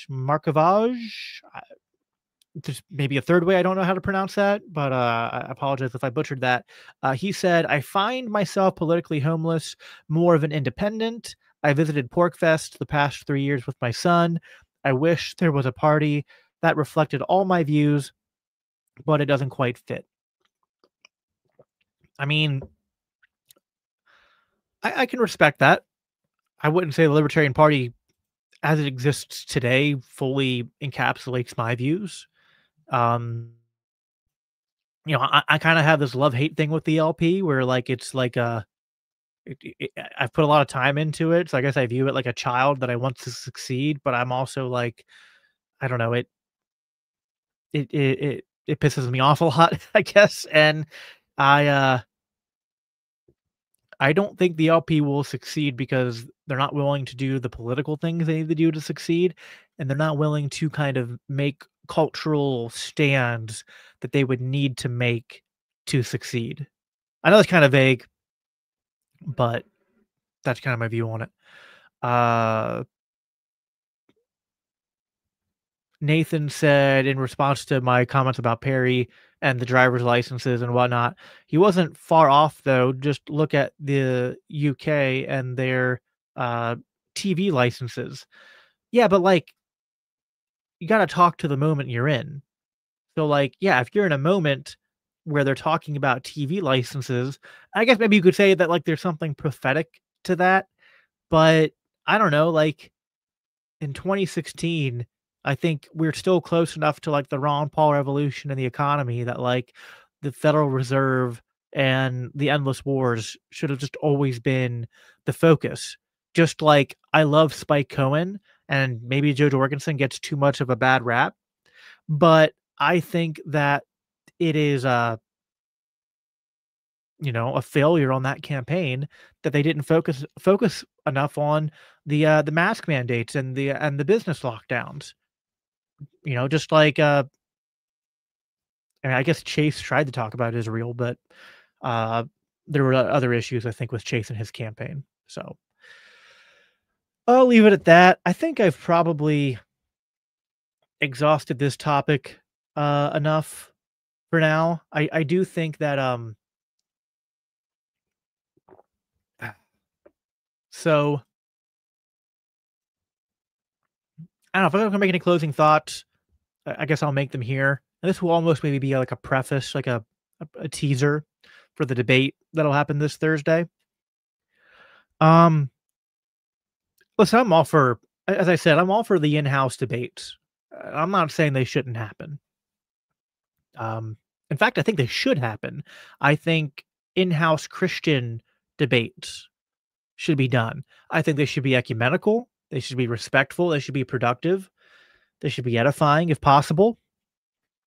Uh, this debate between Dave and Zulu is going to be interesting. If I'm being honest, I think that on one hand, I think that it's fair to critique Dave on some things. And, I've told Dave this privately and even disagreed with him publicly on things. And I also think that some of what I said applies there, where it's like, if you're suggesting that we need a movement that's libertarian and Dave Smith isn't a part of it, then I do think you've kind of lost the plot. And maybe you're drawing your lines in terms of your political coalitions and stuff at kind of the wrong spot. I mean, like Dave is you listen, the worst you could say about Dave, like the worst I could be compelled to say about Dave is that I do think he's inconsistent on immigration. I think that it's very fair. Now, I think there's I've always said this. It's kind of funny because people on both sides of this debate constantly strawman my position, and it's kind of irritating. The Mises Caucus, closed bordertarian type, whatever you want to call them, assume I am some kind of like I don't know, open borders absolutist who doesn't understand the arguments against open migration. I understand the arguments. And I happen to think that the arguments actually do call attention to a couple things. One, I I will I don't know. I don't know if I want to say that I will die on the hill, but I will certainly be stubborn and like, fight on this hill for a long time. That I think that to describe the correct libertarian position on immigration with the term open borders is a mistake. I don't think that it's a label we should use. I don't think it's even accurate philosophically. So the only libertarian position on well, again, this gets also it depends what do you mean by the libertarian position? That's actually the crux of the matter, because I do think minarchists are libertarians. Now, if you ask me what's the ANCAP position on immigration, there's only one position. There's no position. The position is it's incoherent to describe a state policy for controlling the movement of people from a philosophical ground of anarcho-capitalism. You just you need to privatize whatever services that government provides that are legitimate and abolish the rest. And movement should be done according to just normal market forces and barriers. Like in a if the whole world was anarchist tomorrow, I can't just get up and go to Australia, right? If I can't afford a plane ticket, if I can't afford to find a hotel and transportation when I'm there, those are yeah, I can't go to Australia. I'm not being aggressed against, but I just can't go. Uh, and by the way, the closed border libertarians are 100% correct in pointing out that this is already an argument for why the current order we live in the world is a complete distortion, because there are some countries, of course, that put up really hard barriers to get in, but then between other countries, and sometimes they're inconsistently drawn in terms of the lines, there's all sorts of examples where people can more easily travel because of state subsidies and trade lines and H-1B1 visas and all sorts of things that distort the natural marketplace of incentives and the movement of people and their financial ability to do things. So it's and that goes both ways. The government taxes me to death and debases the value of the currency, making it harder for me to get up and move even within my own country. There's distortions all over the place. Uh, and that's why, well, there's a point I want to make to that, but I guess I just want to close the loop on the immigration thing. I don't think it's accurate to say that we're for open borders, and I will almost die on that hill. I will also say that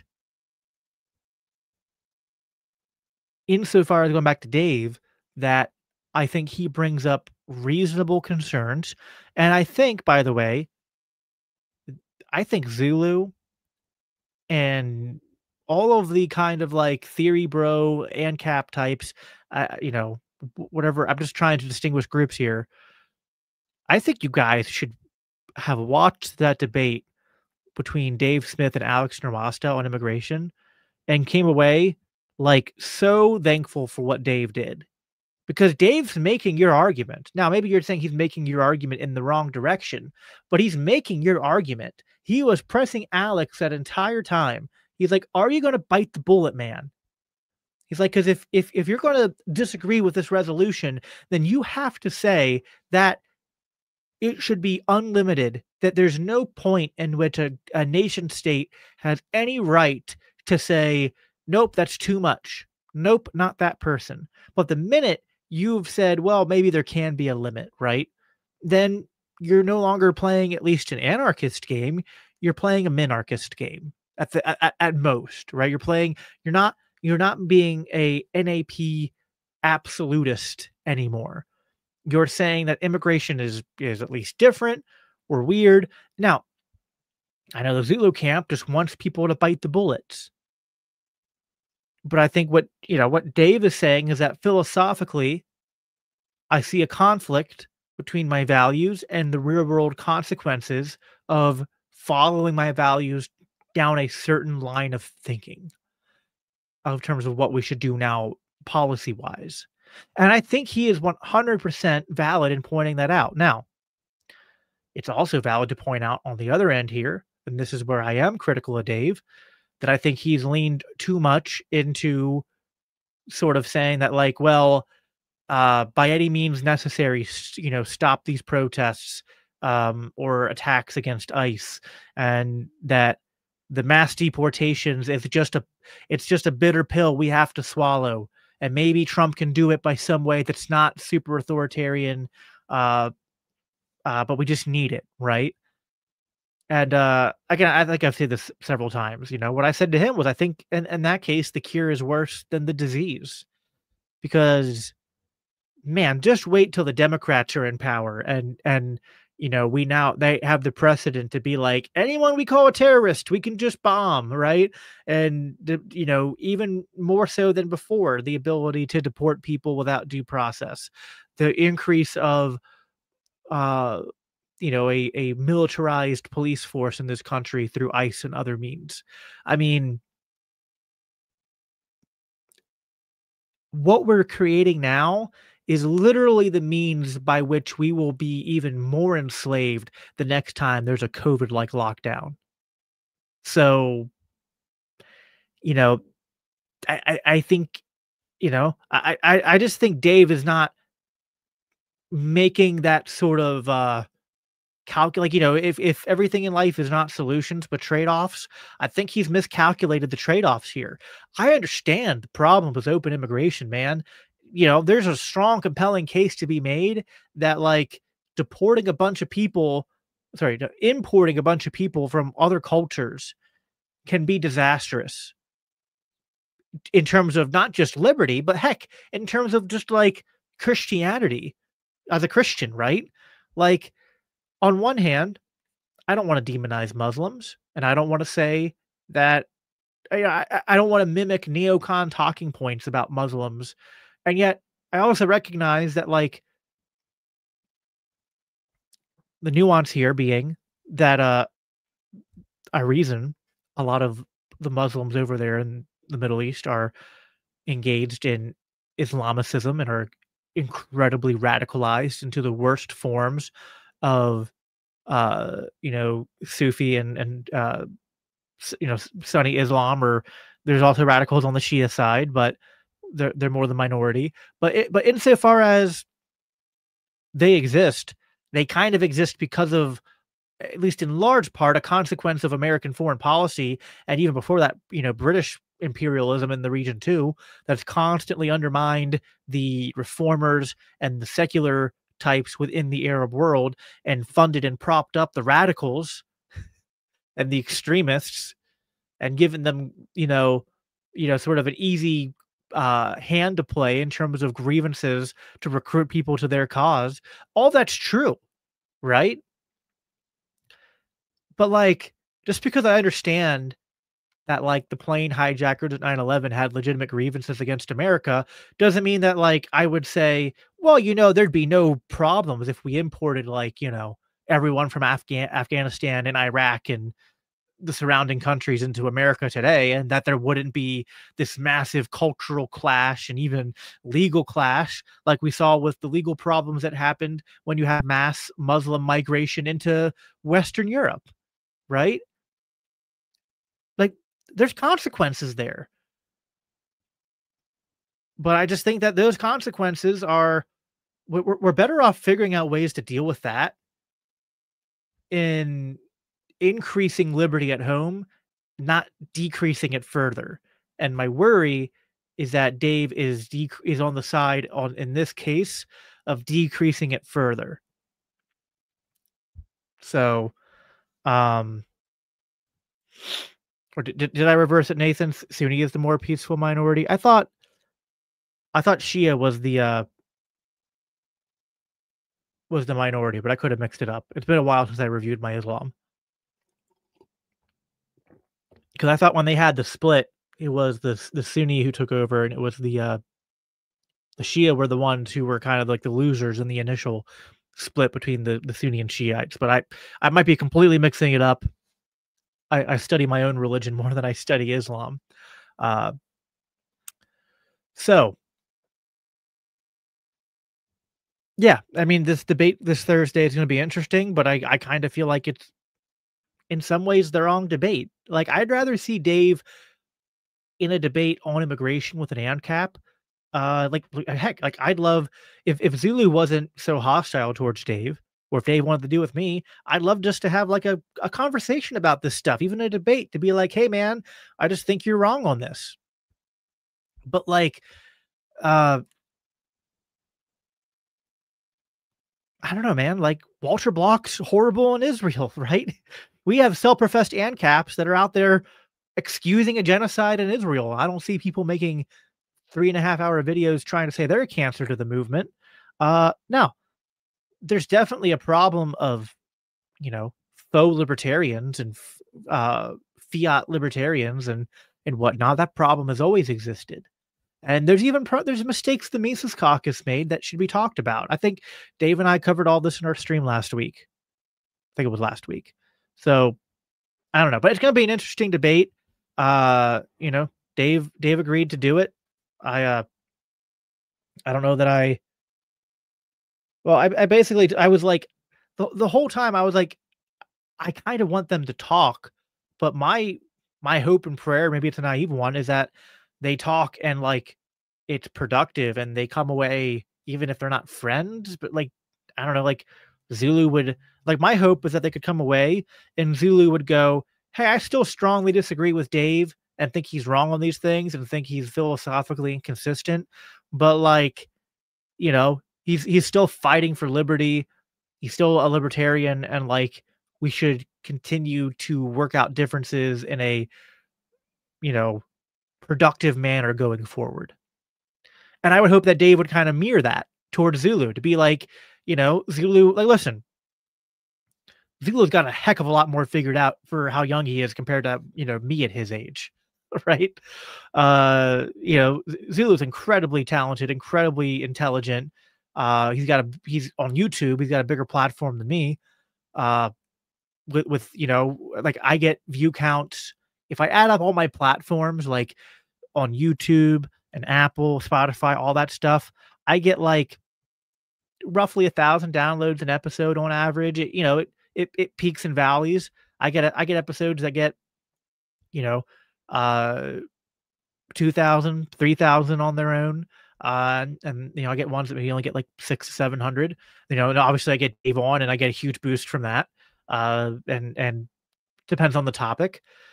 Zulu's consistently on YouTube alone getting like 2, 3, 4,000 views on videos, right? Like that's impressive. And a lot of it is high quality content explaining the legal theory and the philosophy, and and connecting it like uh to Austrian economics and to modern discourse, and some of it's more pertaining to stuff where he's from like the UK, so maybe it's more focused on issues that maybe are more central there than issues that are central here in America. But whatever, like I would never like I've been defending Zulu as much as I'm defending Dave, just to the different camps, right? When I'm interacting with the Zulu camp and everyone's like, F Dave Smith, I'm arguing for why I think Dave is an overwhelming net positive for liberty in our society, even if I disagree with him on immigration. And when I'm in, talking to Mises Caucus people, or I'm in, the like I'm a member of like the part of the problem uh Discord, because I'm a paying member there. Because I mean, Dave's the guy that got me into libertarianism. I've been following him, listening to every episode, and supporting him for as long as I can remember, even before I started podcasting. And there and there, like, why are you doing this? Why are you encouraging Dave to debate Zulu? And all, I'm like, I think Zulu's intelligent and has, even if I think his overall approach and criticism is wrong, I think he brings up some points that are worth listening to and hearing out and wrestling with. Uh, but we'll see how it goes. I'm hoping it's productive. Uh, if it's not, it's not. And they'll get a chance to have their debate. And, one thing I do know is that, something's not going to change from that debate, which is that more people are still going to die in the Middle East, and people will still be being, deported and thrown in cages for, unjustly here. There'll be more bombs dropped on boats in Venezuela. I haven't even had a chance to look into this recent, was it a CIA shooting, or was it the, I forget who. I mean, it's been Thanksgiving. I haven't been paying attention to the uh to politics and current and the news as much as as I normally would. But I know there was some kind of weird uh recent shooting on like a government uh agency of some sort. Yeah, the DC. It was in DC, right? A National Guard. Yeah, there was a shooting of National Guard members in DC. It's like I heard about that, but I haven't had a chance to look. Like, there's all this crap going on in the world, man. People who I'm talking to, we have we have a lot of violations of the non-aggression principle to be focusing on and talking about, and pushing back against. And there are severe opportunity costs to spending too much time fighting inwardly. Um, Again, the gatekeeping is important to a point, but past does that certain point, diminishing and counterproductive results. Uh, all right, I guess I'll end here with something I've heard before, which I'll probably do a separate live stream on this at some point. But I've been hearing this other criticism lately, which uh, kind of irritates me, which is that we libertarians, anti-war activists, we spend too much time talking about Israel. That we spend too much time talking about America, even. Uh, Even people who I consider friends, people who are fellow libertarians, have come at me with this, saying that, like, listen, I know that the American foreign policy, insofar as it acts as this like global police force, pokes and prods and provokes, and it's unjustified, and we should be non-interventionists and bring the troops home and all that. But like, but there's this type of libertarian who thinks that, I guess the camp I resonate with, the Scott Horton camp, right? Of foreign policy, the Ron Paul camp of foreign policy, that we are in some way saying that every bad thing that happens in the world is because of America, or that every bad thing in the world happens because of Israel and that the American government's controlled by Israel. But like we're taking away agency from the Muslim terrorist groups. We're taking away agency from like Vladimir Putin and Russia. We're taking away agency, uh, you know, and that we're all and it's actually there's like an overlap with sort of the critique that like a James Lindsay makes. And I could sort of steelman that to a point. Uh, I actually kind of did steelman it on a episode, I guess, like a month ago now, because if you missed it, I did have James Lindsay on the show and interviewed him along with Doug Stewart, uh, the LCI flagship podcast host. And I think that people like James and some people who maybe tend to be more of the Israel first types, insofar as they identify wokeism in the culture and they identify that there are elements within the right and the left which are not just anti interventionists or anti the government of America, but that sort of want to throw out like the entirety of what is good from Western culture and tradition and American history and culture, and kind of play this sort of identity politics game that's victim based, that's grievance based. I think there's people like that. I think that is a force that is active in society, in our political discourse. Uh, and like, you know, when I'm out there criticizing Israel, I'm not doing it with a queers for Palestine sign, right? Like when I see the left, I see like the college protesters and whatnot. Now I simultaneously think it's absolutely abhorrent that the Trump administration was like cracking down, and I think even the Biden administration was cracking down on these college protests. Even if I think that a lot of them were protesting with the wrong ideology or motives, and a lot of them are probably just young people who are just like, you know, they're not principally anti-war, they're just like repeating the current thing, right? And that some of that is motivated by this sort of like, listen, I came from the left, and part of what expelled me from the left was that kind of like the left going into the full woke insanity nonsense, uh, which is at the end of the day anti-liberty and anti-Christian, anti-personal responsibility, and that kind of does have this view that like, it's kind of like everything bad in our society is because of the West and the church and colonialism, and it's white Christian colonial patriarchal power, uh, and that kind of stuff. And I think it's stupid and nonsense, and at best, and evil at worst. And I used to like James Lindsay when he just focused on talking about that stuff and exposing that stuff. And even James Lindsay has done work kind of like showcasing the problems and the beliefs of Christian nationalists. And that's even valuable to me, even though he's not a Christian himself. Praying he becomes a Christian, and a praying he becomes not a Zionist Christian, but a Christian nevertheless. But there's I can acknowledge the concern that maybe they have, but they're not acknowledging the other concern. Like, sure, there are some people who are actually anti-Semitic. Now, some of them are just anti-Semitic probably because like they get, I don't know, engagement on Twitter, or they think it's funny, or they're, I don't know, racist or something. I don't know. Uh, some people are anti-Semitic because like, listen, man, uh, I'm Jewish.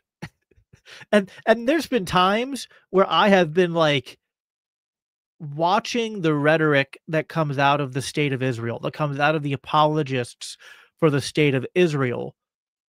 And then when you saw what happened after the Charlie Kirk shooting, you look at the connections of the Epstein stuff to Mossad and Israel. You look at the connection of like, there's a reason why a lot of people become anti-Semitic. And I'm not saying I'm for it or that we should like excuse it or celebrate it or that we shouldn't try to stop it. But I don't know, like if part of what's driving people to be anti-Semitic is that they say, well, there's a Jewish state that kind of has unbalanced influence in the world, including with the American government, and has caused a bunch of wars, and that kind of manipulates a lot of things through even unofficial channels, both maybe with their intelligence and with money and things like that, and their donors, all on behest of the Jews having a homeland in the state of Israel, even if it means killing, hundreds of thousands or millions of, Arab men, women, and children, depending on what scale you're looking at, whether it's just Gaza or you're zooming out and looking at the Middle East broadly speaking. That is kind of a lot of what's driving people to be anti-Semitic. And while I think that if you're a principled Christian and a libertarian, you will understand that, uh, well, it's obviously not all Jewish people who are behind this. And there's nothing like, I don't know,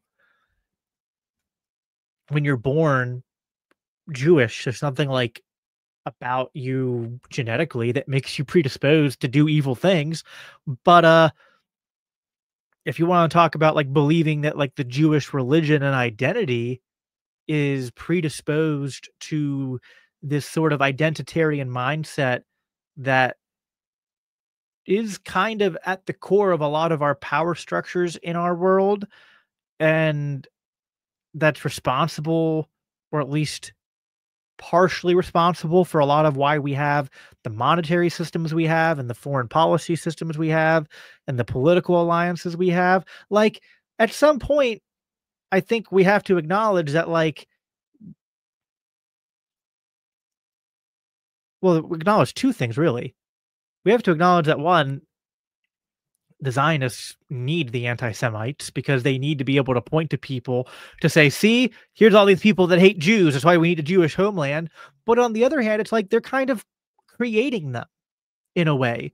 You could almost say, unironically, that anti-Semitism is a Jewish Zionist psyop, right? Like they're almost incentivized to create these people to kind of take the true narrative, which I think is, critical of the state of Israel and anti-Zionist in a very general sense, and to kind of like push them down a rabbit hole into uh, the JQ stuff and anti-Semitism.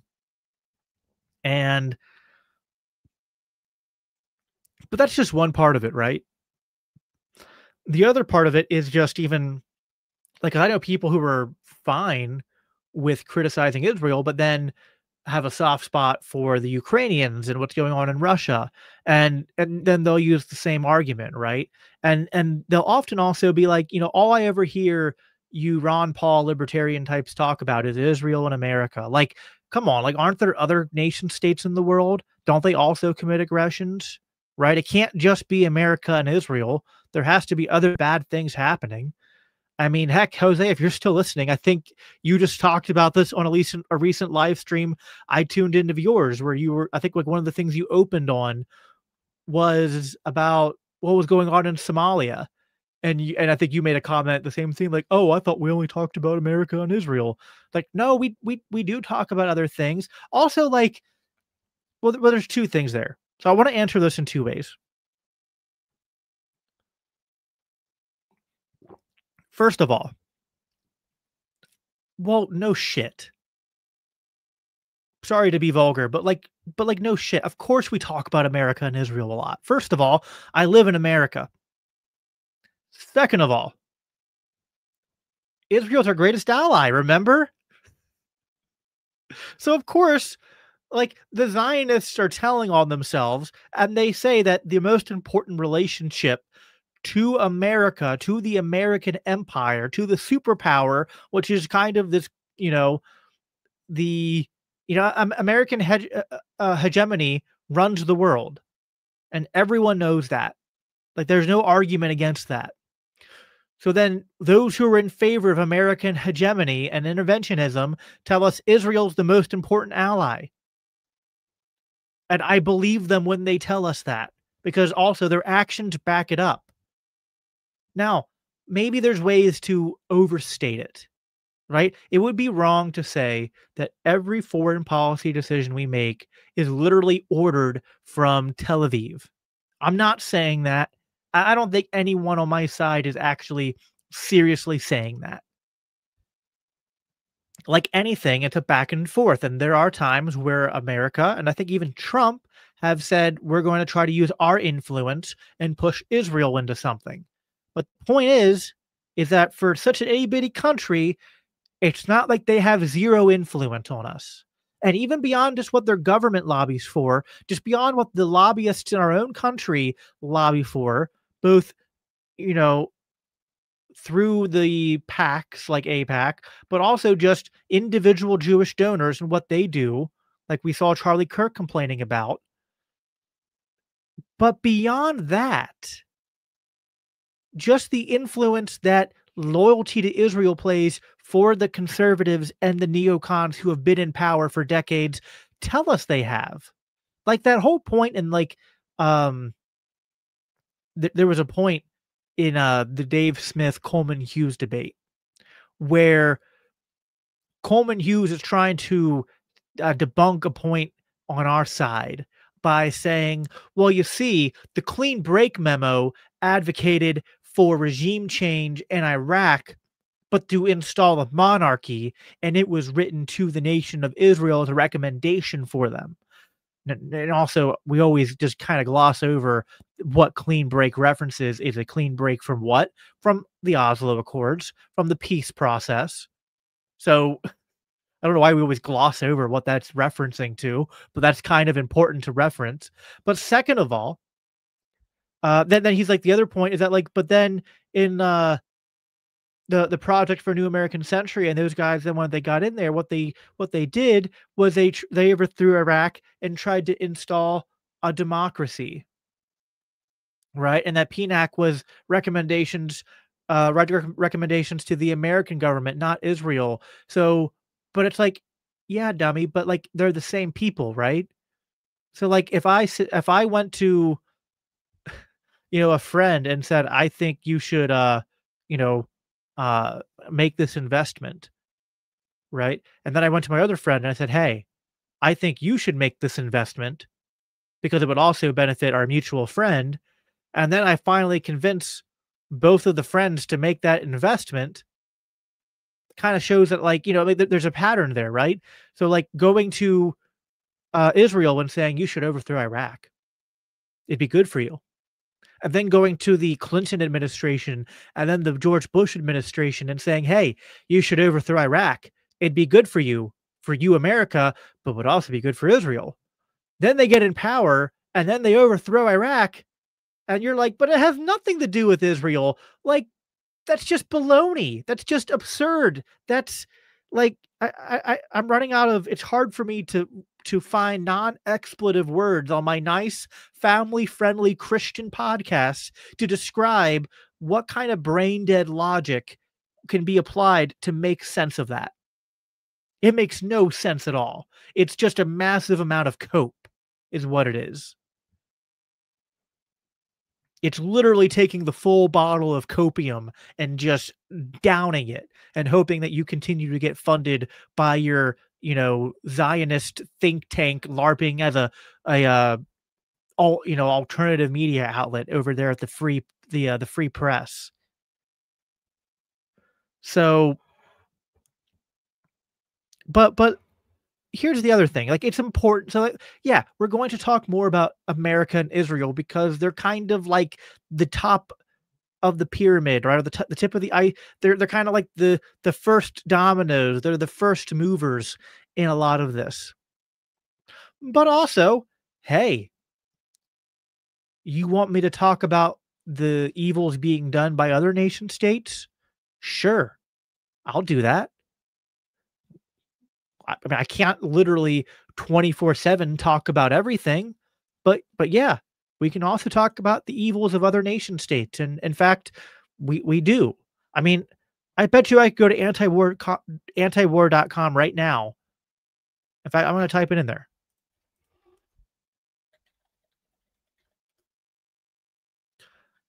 I bet you I can find I'm gonna share my screen here.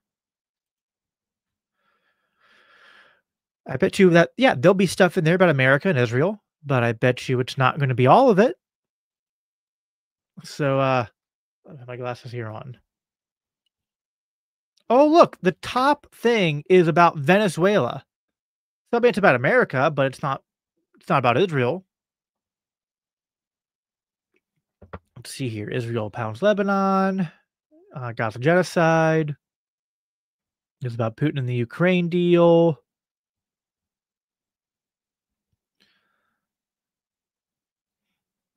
Gaza. Oh, look, Dave DeCamp talks with Matt Gaetz about Somalia. So we're talking about what's going on in Somalia. Uh, I know there's like a what? Isn't there like a Christian genocide? Look, if you scroll down, you then see Russia, Ukraine, Israel, Palestine, United Kingdom, the Middle East, Africa. So, like, listen,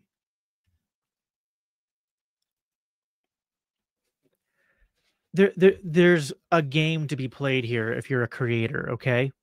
It's a bit of a game. And you want to talk about things, right?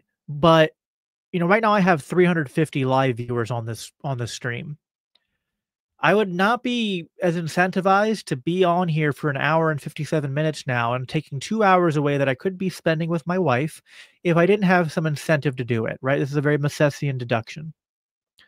Uh, I care about this stuff a lot, and I wanna talk about it, but I want people to tune in. I want people to tune in because I want more people to be persuaded of the truth, and I would like to make a honest living off of advocating for peace and for Christianity and for free markets, and by commenting on current events and doing it. Now, in order to do that, I have to invest in a good microphone so my audio quality sounds good. And I get these earmuffs so I can monitor the sound of my voice and what's coming in very well and cancel out the noise around me. And I have 2 monitors and I have a computer I built myself with custom hardware so that things run smoothly. And I pay for a high-speed internet so I can stream to multiple platforms at the same time. This costs money. Okay. Well, in order for me to do this more, I need to recoup some of that money. I need to find ways to make this presentable. So I try to work on, the lighting and making it look good. And, we're on StreamYard and I'm able to make a nice looking professional stream. And, oh, but now I got to make thumbnails and I got to make titles and I got to make headlines. And you know what else I have to sort of account for? The algorithms and people's attention spans. A lot of you who are already listening, I'd bet you of the 349, I guess I made someone upset and they tuned off, right? But of the 349 who are watching this, I bet you that at least 80 to 90% of you are probably already mostly in my camp and know the things I'm talking about. For the rest of you, if all I ever did was talk about the most obscure or the least reported on atrocities going on in the world, I wouldn't build much of an audience. The videos wouldn't get that many views. But if I wanted to, say, talk about the genocide that's going on of Christians in Africa and get more people to tune in by first leading with some kind of piece of drama or headline that's trending more, and then transition to talking about other evils that are going on in the world. Well, that's not me saying I think that the only evils that happen are in America or Israel, but it's understanding how people's attention spans work, and it's understanding how social media works, understanding how YouTube and podcast algorithms work, and understanding that I want the message to be heard by as many people as possible.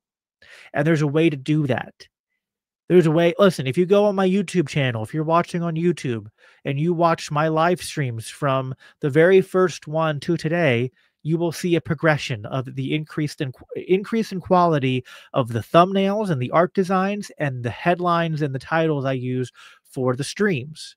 Because part of this business isn't just about reading and being informed and studying and being right and being able to make a sort of logical analysis of what's going on. It's half marketing. It's actually almost sometimes over half marketing. It's finding a way to get the message in front of people and to get them to pay attention. We live in a world and a culture where people are heavily desensitized, where people are driven to distraction, where people don't want to pay attention to the suffering in the world because it's too much. It is too much to pay attention to. It's too hard to know the truth about what's going on with every nation state and every law and every conflict and every intervention that's going on, whether it's, just on our continent, in our country. People have their own things going on in their lives. So, you know, that's the challenge from a podcast perspective. So, of course, antiwar.com. Same with like Dave DeCamp and his anti-war news channel. Same with Scott Horton and the show he does. Yeah, he's going to try to create a funnel that's going to first bring in the largest group of people, but then funnel them down to the other things that also matter. That is not evidence that all we care about is America and Israel. And that's not evidence that, we're saying that America and Israel are the only ones that ever do any evil things. It's just what creators have to do to get our message out there. Now, I think I'll end on this and then do some kind of housekeeping and then we'll sign off. So it is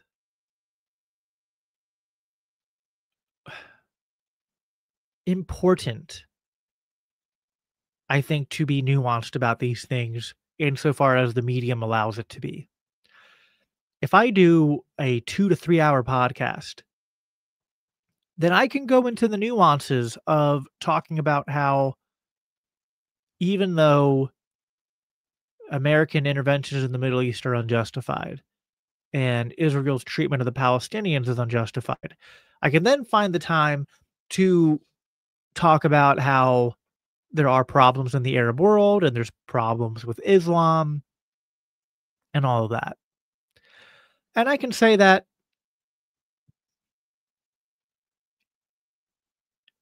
while it's true, I think that without American interventionism, we wouldn't have terrorism. I'm not saying that if we didn't, if you could rewrite history, go back and play it out again. I'm not saying that like there wouldn't be problems in the Arab world and still be infighting there. And maybe some of them would still hate us because we're Christian or because we're not Christian and we're too secular and our women are too promiscuous and scantily dressed and show their faces and things like that.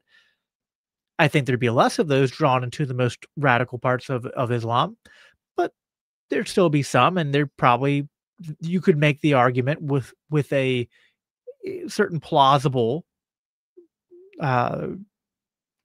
certainty to it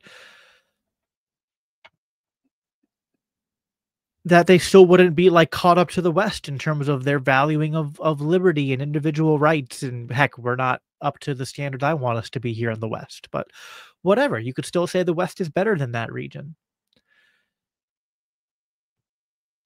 But that requires a lot of nuance, because without kind of that nuance, most of the time when people are going to talk about the issues in the Arab world, it's, on social media, not a 3-hour podcast where you're dealing with people swiping through timelines, and you got to prioritize the most important point. And the most important point right now to talk about Middle Eastern affairs is not the nuance of the agency of the Arab people or the issues of Islam. It's the atrocities of the American government and the Israeli government. So if I did a similar analysis with Russia, yeah, they're far from perfect. They have certainly treated their own people badly, and they don't have free speech the way we do. And it's also just on strict, on libertarian grounds, the invasion of Ukraine wasn't justified. And it's also not, well, I mean, it's not unreasonable to say that they have some percentage of the blame for why they have a bad relationship with their neighboring with their neighbors, right? With the countries that border them and even with the rest of Western Europe. Uh it's not good that I mean, I'm not pro democracy, but it's not like great that all they've had is Putin and then uh crap, who was the guy who took over for a little bit and then left? Was it Medvedev? Remember, he had a weird name, it was hard to pronounce. Then back to Putin, right? Like, so yeah, there's problems with Russia and the treatment of their own people and even how they've honored uh their neighbors and trade agreements and things like that. But the important nuance of all this is kind of like, well, compared to what? And Russia compared to the American government is, you know, you start to notice actually the closer you look at it, more similarities than one might initially suspect if you're not well studied on these things. And you kind of start to realize that the only difference, well, the only difference, I think like the main difference between the American government and the Russian government is that the Russian government just like they're they're simultaneously kind of more transparent about the corruption and also kind of like there's less they're worse at hiding it. America has a more sophisticated means of propaganda and of making the people believe in the legitimacy and the morality and the justness of their rule and making it seem like it's couched in these Western values of liberty and self-governance when it's clearly not. Any Austrian, Rothbardian libertarian knows this. But I mean, Russia kills political adversaries. America's killed political adversaries. Uh, that's just a fact. You know, Russia invaded Ukraine. Was it justified? No. Were there legitimate grievances with America and Ukraine? Yes. And you would be wrong if you, for 1 minute, tried to claim that America has not gone to war or bombed people or done regime change on nations for much, much, much less, or even like zero compared to the grievances that Russia had with Ukraine and America and the amount of meddling and corruption that's gone on there. So if I'm on social media or if I'm on a podcast and I got to get the most important point across, am I going to spend a lot of time couching like, well, Russia's not a good guy and Putin's a dictator and the invasion of Ukraine wasn't justified and all that? I mean, if you have time, you get to that stuff.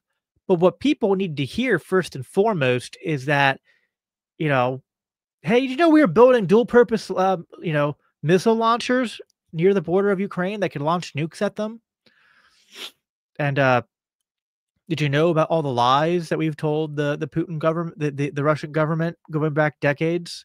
Violating treaties and security uh, guarantees and things like that, and expanding NATO when we said we weren't expanding NATO. Do you know about the shock therapy of the '90s and the way the Clinton administration, basically destroyed the post-Soviet Russia economy? And destroy their experiment into trying to liberalize and free their economy. Like This book by Scott Horton is like textbook. It is textbook sized. Was over 6,000 citations going into just the many provocations from Nazis in the military of Ukraine and the government of Ukraine to the color coded revolutions that American intelligence and organizations dumped, millions and millions of dollars into to support what were supposedly grassroots, revolutions against democratically elected leaders, and the funding of the Mujahideen and Al Qaeda linked Bin Ladenites and terrorists to fight Russia in Chechnya and in I think in Georgia and other regions, that even after 9/11, when we were attacked by the Bin Ladenites that we have been funding to fight Russia for decades, that Putin was like, "Hey, can we band together now to fight the Bin Laden?" Like, I'm not saying we have to like become the champions of Vladimir Putin or become the champions and defenders of Hamas. But at the end of the day, the issue here is not that I need to condemn Putin or Hamas more. The issue is with you, Christian or libertarian, that you're just not ready to condemn America and Israel enough.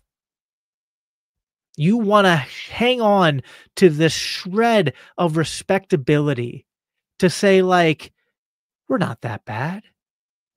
You want to fit in with your friends and your family and your churches and your workplaces and not have to bear the burden that we have to bear when we're talking about these things and pushing these hard truths out there. You want to push an easier truth. You want to worry, like when people accuse us of being pro Hamas or repeating Putin propaganda, like we were promoting Saddam talking points back in the Iraq war. You don't want to punch back. You don't want to go to battle to say no, you're lying or you're just wrong and mistaken and you're listening to liars.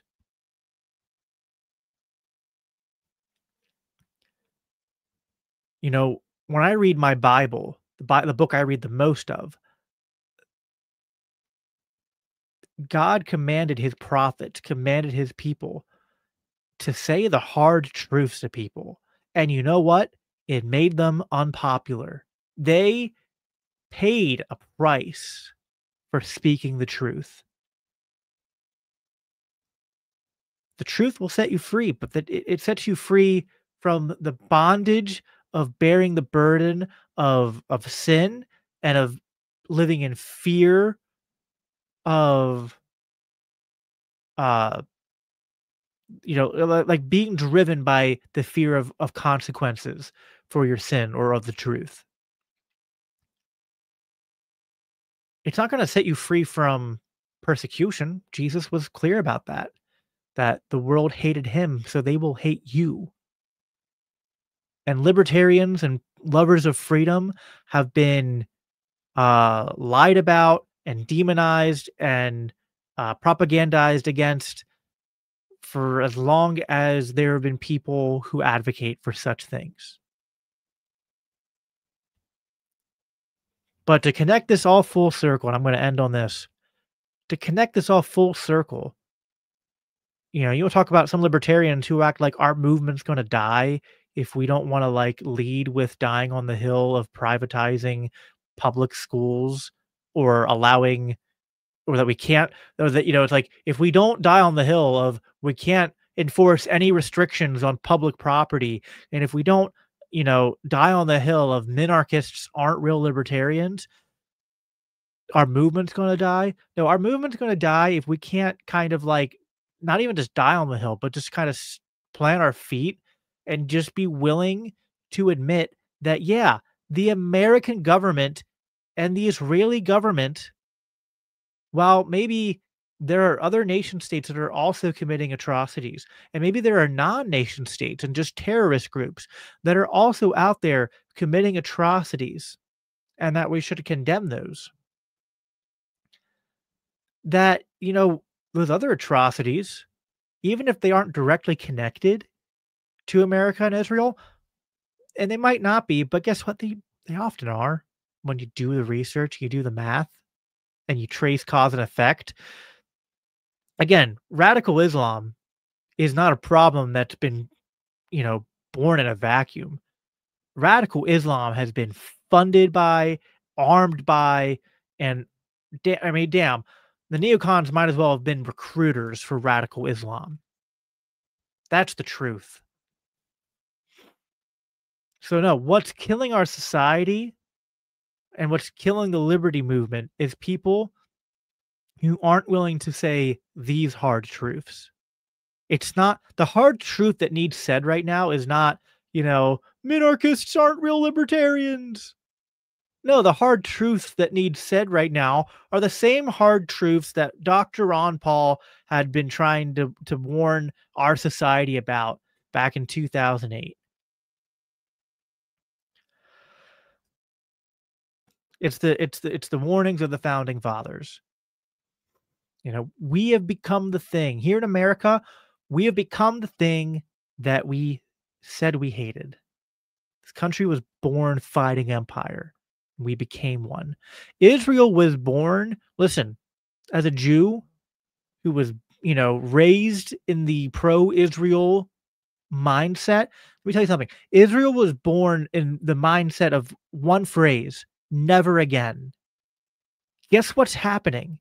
The state that was born on that principle is basically committing the same evil it was born to prevent for its own people against another people. So yeah, that's going to be a focus, to say the least. It has to be a focus. If we want to have any chance of returning America or returning, Israel to the founding creeds that maybe I think with Israel, it's much more complicated, to be fair. I know that history and, the Zionists actually, who founded Israel were guilty of a lot of atrocities. The American founding has some complicated aspects to it, but they were not guilty of the same level of atrocities. But my point is that you can try to point to both of these countries and say that, like, hey, there's noble things that can be found amidst the muck. But, to rescue those noble things, you gotta address the elephant in the room, which is the muck, which is the evil, which is the empire. Christians, as long as there have been Christians, have been against empire. In fact, that's one of our slogans at LCI on shirts we have. Against empire since 33 AD. Really, I'd say before that. It's my only clarification, because even when Jesus was still walking the earth, he was against empire. And even when you go back and you trace the ancient Hebrews and Israelites of old, the ones who were faithful to the call of God were always against empire. So, and listen, maybe you think Russia might become an empire again. Okay, that's a concern we can have. But we should probably focus on stopping the empire that's currently reigning before we, and not sort of give credence to the propaganda of the empire that we live in that says, well, we got to be an empire, because if we're not an empire, then China or Russia will be an empire. Especially libertarians who were like, well, we can't vote for Democrats or Republicans because it's the lesser of two evil. To then go, well, maybe America's bad, but they're not the only bad. What about these other bad people? It's like, I don't know. Follow your principles. Be anti-empire. That's what I'm going to close on. Uh, in terms of what's coming up here at LCI, again, I've already talked about the books. Live stream tomorrow, 8:30 with 8:30 or 8? I think it's 8:30, but it's either 8 o'clock or 8:30 with Free from Are You Smarter with a Politician? And then I'll be here Thursday night at 8 o'clock Eastern Time with Dave Smith and Mr. Liquid Zulu for the much anticipated debate. That'll be a lot of fun. We're at our end of the year fundraiser, and I think what we do here at Libertarian Christian Institute is incredibly important. And if you want to support what we do here, you want to see us be able to expand our efforts to be able to, next year to attend more events, do more shows, all that stuff. Going to either biblicalanarchypodcast.com and hit the support this show button, or go to libertarianchristians.com/donate. If you sign up for $10 or more a month, you become an LCI insider, which gets you all sorts of insider access and discounts and bonus goodies. And yeah, I appreciate you all being here. Over 355 watching this live, more of you who will watch later. This is, I believe in the importance of this mission to go out there and spread the message of peace, the peace that comes from the gospel of Jesus Christ, and the peace that comes by following his example and knowing what it truly means to love your neighbor, which means that you will not advocate for aggression against him and not advocate for endless wars, not advocate for the destruction of people's wealth and savings and livelihoods through economic warfare.